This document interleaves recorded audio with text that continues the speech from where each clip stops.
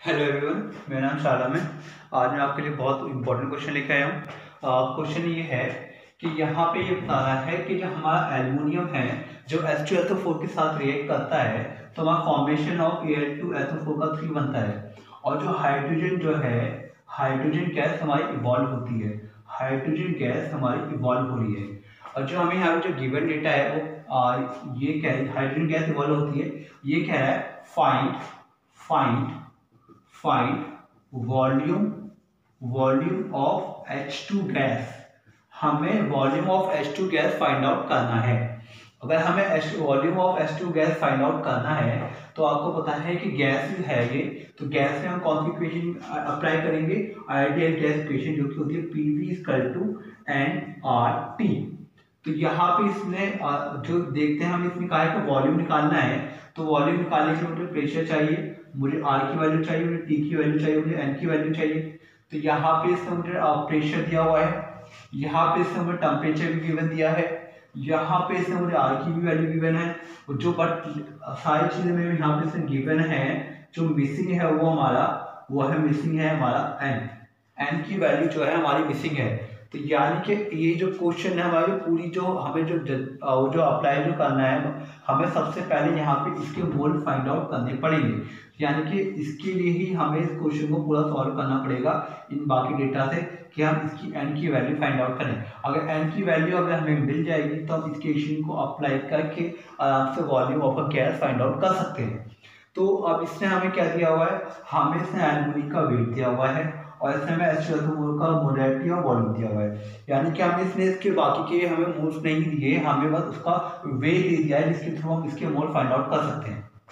चलिए, अगर आपने मोल्स निकाल भी लिए तो लेकिन ये हमें नहीं पता है कि कौन सा एक्सेस में है और कौन सा लिमिटिंग में है, कौन सा लिमिटिंग रिएजेंट है और कौन सा एक्सेस में है। तो हमें क्या करना पड़ेगा? सबसे पहले हमें इसके मोल्स फाइंड आउट करने पड़ेंगे, फिर उसके बाद हम लिमिटिंग रिएजेंट वाला कॉन्सेप्ट लगाएंगे जिससे हमें ये पता चल जाएगा कि कौन सा लिमिटिंग अमाउंट में था और जितना अमाउंट लिमिटिंग अमाउंट होगा उतना ही रिएक्ट क्या होगा, यानी कि उसी रेशियो में मेरा H2 का फॉर्मेशन होगा। जब मुझे ये पता चल जाएगा कि कितने मोल रिएक्ट हुए हैं तो मैं इजीली H2 के मोल्स फाइंड आउट कर सकता हूँ। और जब एक बार मुझे H2 के मोल्स मिल जाएंगे तो मैं उसके थ्रू मैं इजीली क्या निकाल सकता हूँ? Volume of the gas.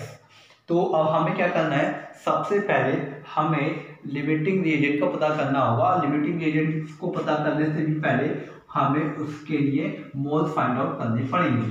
तो चलिए मैं मानता हूँ, पहले केस नंबर 1 मानता हूँ। पहले मैं लेता हूँ केस 1, मैं केस 1 लेके चलता हूँ। केस 1 के मोल ऑफ एल्युमिनियम कितने हो जाएंगे? 5.4 दिया हुआ है तो मैं इसके मोलर मास में डिवाइड कर दूंगा 27 से, जो कि आएंगे कितने? 0.2। ओके, उसके बाद मुझे H2SO4 के पता करने हैं। तो हमें पता है कि उसने H2SO4 के अगर मुझे निकालने हैं तो मोलैरिटी दी हुई है, तो हमें उसके मोलैरिटी वाला फॉर्मूला अप्लाई करेंगे। Molarity = moles into 1000 upon volume. और वॉल्यूम हमें वॉल्यूम भी गिवन है, हमें मोल भी गिवन है, हमें एन निकालना है। तो अब क्या करेंगे? हम ये कर सकते हैं एन = m × v अपॉन 1000। इसको अप्लाई कर सकता हूँ मैं। तो मुझे क्या दिया हुआ है? मुझे मोलैरिटी दी हुई है 5, मुझे वॉल्यूम दिया हुआ है 50 डिवाइडेड बाय 1000। तो मेरे क्या आ जाएंगे? Mole of H2SO4 is 0.25। यानी कि अब मैं मोल्स ऑफ एल्युमिनियम भी निकाल चुका हूं, मैं मोल्स ऑफ H2SO4 भी निकाल चुका हूं।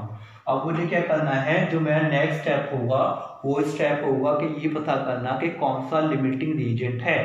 तो मैं क्या करने वाला हूँ? केस नंबर 2 पे आऊंगा। केस नंबर 2 पे आऊंगा तो हमें पता होता है कि ये पता करने के लिए कौन सा लिमिटिंग रिएजेंट है, हम वो पता करें through molar extent. Molar extent के थ्रू हम उसको पता करते हैं। तो मोलर एक्सटेंट के लिए तो हमें क्या करना होता है कि जो मोल्स होते हैं जिसके लिए हम निकाले उसके मोल्स को उसकी स्टोइकियोमेट्री से डिवाइड कर दो। तो मैं क्या करूँगा? Molar extent of aluminium is 0.2 upon 2 कर दूंगा। इसके मोल्स डिवाइडेड बाय इसकी स्टोइकियोमेट्री, तो ये कितना आ जाएगा, ये आ जाएगा 0.1। मेरा मोलर एक्सटेंट ऑफ एल्युमिनियम आ चुका है। और मैं नेक्स्ट स्टेप में क्या करने वाला हूँ, अब मोलर एक्सटेंट मुझे निकालना पड़ेगा किसके लिए, H2SO4 के लिए।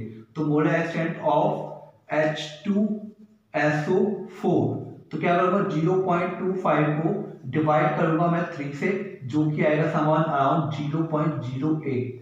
दैट मीन्स मेरा H2SO4 जो है वो एक लिमिटिंग रिएजेंट है, क्योंकि मोलर एक्सटेंट ये बताता है कि अगर जिसका मोलर एक्सटेंट ज्यादा होगा वो एक्सेस में होता है, और जिसका मोलर एक्सटेंट कम होता है वो लेस अमाउंट में होता है, यानी कि वही हमारा लिमिटिंग रिएजेंट होता है। तो यानी कि ये कंफर्म है कि मेरा H2SO4 लिमिटिंग रिएजेंट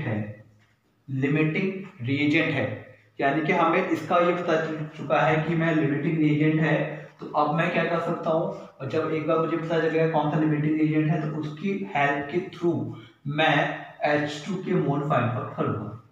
तो चलिए अब आते हैं केस नंबर 3 पे। केस नंबर 3 पे मैं आता हूँ यहाँ पे। तो केस नंबर 3 पे अगर मैं आता हूँ यहाँ पे,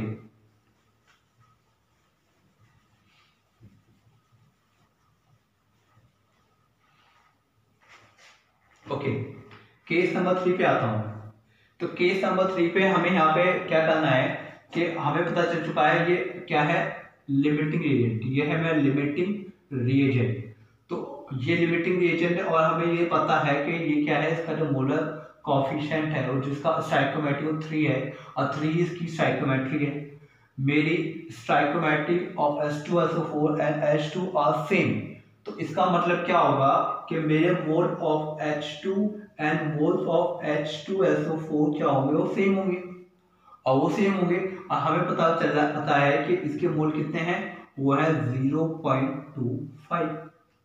मुझे क्या पता चल चुका है, यानी कि आप लिमिटिंग रिएजेंट के थ्रू मुझे ये पता चल चुका है कि मेरे कितने मोल ऑफ H2 आने वाले हैं, क्योंकि जितना मोल्स ऑफ H2SO4 होंगे उतने ही मेरे क्या होंगे, H2 के मोल्स होंगे, क्योंकि इन दोनों की स्टोइकियोमेट्री इक्वल है। अगर इक्वल नहीं होती तो फिर आप उसी प्रोपोर्शन में लेके आते जिस प्रोपोर्शन में हमारी स्टोइकियोमेट्री होती।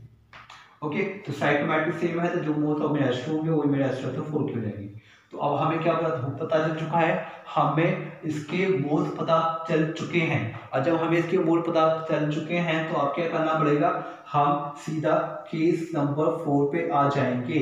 केस नंबर 4 क्या है हमारा, हमें क्या करना है, volume of the hydrogen gas. तो हम क्या करेंगे, आइडियल गैस इक्वेशन अप्लाई करेंगे, जो कि होती है PV = nRT।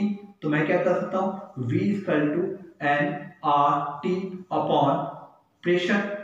और हमें पता है n की वैल्यू कितनी है, 0.25, और R की वैल्यू है 0.0821, और टेम्परेचर में दिया हुआ है 300। Divided by 1 litre 1 ATM pressure दिया हुआ था। तो अगर आप इसको कैलकुलेट करोगे तो इसको कैलकुलेट करने के बाद जो आपका वॉल्यूम आएगा वो समवन अराउंड आएगा 6.15 लीटर, यानी कि मेरा ये volume of the H2 gas होगा। आई होप आपके क्लियर हो गया होगा।